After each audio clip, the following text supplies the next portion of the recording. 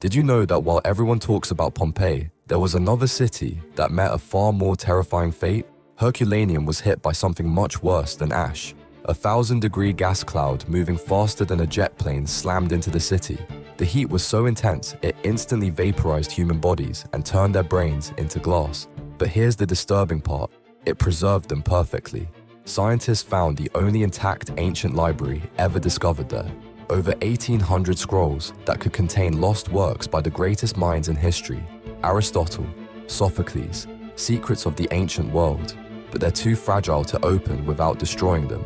New technology is finally revealing hidden texts that suggest Rome had advanced knowledge we thought was impossible for that time. The most chilling discovery: bodies frozen in time at the shoreline, trying to escape by boat, their final moments captured in volcanic glass for 2,000 years. What other secrets are buried in cities we haven't found yet?